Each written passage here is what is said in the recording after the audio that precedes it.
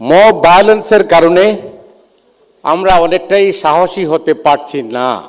সংবাদপত্র অফিসে যখন আগুন দেয়া হয় তখন কিন্তু আমার ভাবতে কষ্ট লাগে যে আমরা জাহান্নামে আছি না বেহেশতে আছি। যে উগ্রবাদ আমাদেরকে গ্রাস করার চেষ্টা করছে সেই উগ্রবাদ থেকে দেশকে মুক্ত করতে হইলে তারেক রহমান ছাড়া এই মুহূর্তে আর কোনো বিকল্প নেই। অনেক অনেক ধন্যবাদ। মিডিয়া 2024-এর 5ই আগস্টের পর অনেকটাই স্বাধীন, অনেকটাই নিয়ন্ত্রিত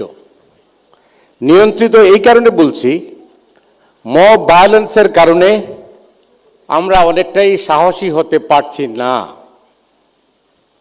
আমাদের হাত পা বাঁধা হয়ে যাচ্ছে। মিডিয়া অফিসে যখন আগুন দেয়া হয়, সংবাদপত্র অফিসে যখন আগুন দেয়া হয় তখন কিন্তু আমার ভাবতে কষ্ট লাগে যে আমরা জাহান্নামে আছি না বেহেশতে আছি। কষ্ট হয়। গণতন্ত্রের কথা বলি আমরা, কিন্তু আমরা এখানে ওই দলবাজি চিন্তা করি, যে দলের মধ্যে দিয়ে চিন্তা করি যে এটা কি আমাদের কাগজ না অন্যদের কাগজ নাকি আমাদের বিরোধী। আমার মনে হয় তারেক রহমান সাহেব যে বদলে গেছেন বলছি এই কারণে, তিনি দেখে এসেছেন পাশ্চাত্য দুনিয়ায় কীভাবে মিডিয়া চলে, তার মধ্যে অনেক পরিবর্তন আছে। যাই হোক, আমি আরেকটা কথা বলি শেষ করতে চাই, সেটা হচ্ছে যে তারেক রহমানের কাছে আমাদের প্রত্যাশা, এক ইতিহাসের এক যুগ সন্ধিক করে তিনি কিন্তু বাংলাদেশের রাজনৈতিক অঙ্গনে ফিরে এসেছেন।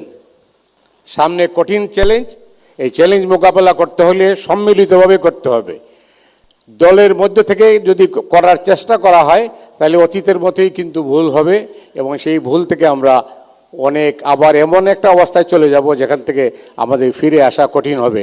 আজকের বাংলাদেশ অস্তিত্ব সংকটে যেভাবে পড়ে যাচ্ছে, সেই সংকট থেকে যে উগ্রবাদ আমাদেরকে গ্রাস করার চেষ্টা করছে সেই উগ্রবাদ থেকে দেশকে মুক্ত করতে হইলে তারেক রহমান ছাড়া এই মুহূর্তে আর কোনো বিকল্প নেই। অনেক অনেক ধন্যবাদ।